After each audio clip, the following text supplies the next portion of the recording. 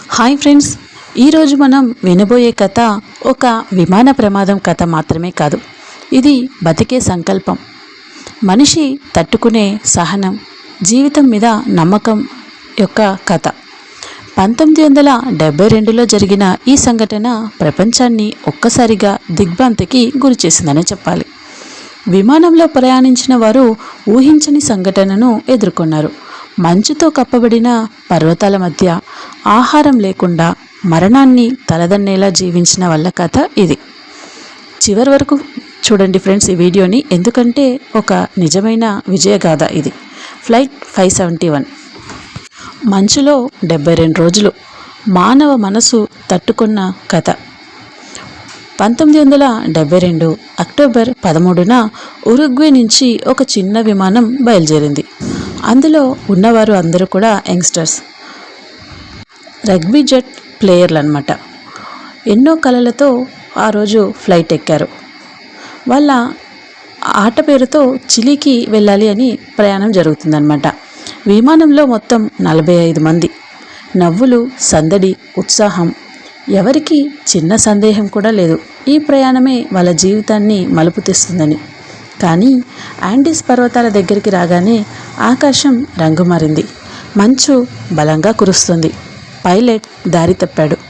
కొన్ని క్షణాల వ్యవధిలో విమానం మంచుతో కప్పబడిన పర్వతాన్ని ఢీకొట్టింది.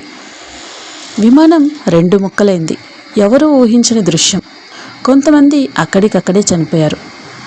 మిగతా వారు గాయాలతో, భయంతో మంచులో గడ్డగట్టిపోతూ బతికే ప్రయత్నం మొదలుపెట్టారు. రోజులు గడుస్తున్నాయి. రాత్రులు మంచు తుఫాన్లతో ఎటూ వెళ్ళలేక, ఆహారం లేక, వాళ్ళ దగ్గర ఉన్న స్నాక్స్ అంటే చాక్లెట్లు, బిస్కెట్లతో రోజులు గడుస్తూ ఉన్నాయన్నమాట. 10వ రోజు తర్వాత ప్రభుత్వం కూడా ఈ విమానం ఇక దొరకదు అంటూ సెర్చ్ ఆపరేషన్ ఆపేసింది. అప్పటికే రోజులు గడుస్తున్నాయి. ఆకలి మానవాన్ని ఎంత దారుణంగా మార్చగలదో వీళ్ళు అనుభవించారు. చివరకు వాళ్ళ మిత్రుల శవాలనే ఆహారంగా వాడటానికి ఒక కఠినమైన నిర్ణయం తీసుకున్నారు. ఇది వారి తలంపు కాదు, ఇది బతికే ప్రయత్నం. ఇది ఎవ్వరూ ఒప్పుకోలేని పద్ధతి. అయినా మనిషి జీవించాలన్న తపన ముందు అది కూడా ఓ మార్గమే అనిపించింది వాళ్ళకి.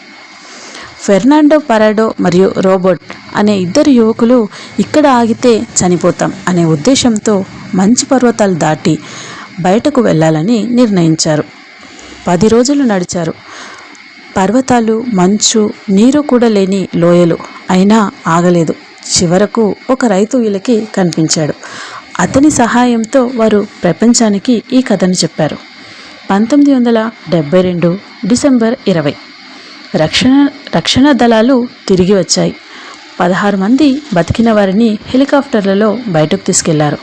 వాళ్ళ కళ్ళల్లో బతికామనే ఆనందం, కోల్పోయిన వారి బాధ 2 కనిపించాయి. ఈ కథను విన్న ప్రతి మనిషి ఆశ్చర్యపోతాడు.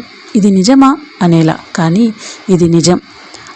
అది కేవలం విమాన ప్రమాదం కథ కాదు, బతికేందుకు శరీరం కన్నా మనసు గొప్పది అని చూపించిన వాస్తవం. ఇదే కథను ఆధారంగా చేసుకొని అలైవ్ అని 1993లో ఒక సినిమా రిలీజ్ చేశారు.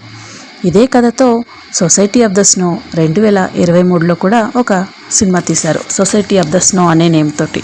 ఇది నెట్ఫ్లిక్స్లో కూడా ఈ సినిమా ఉంది.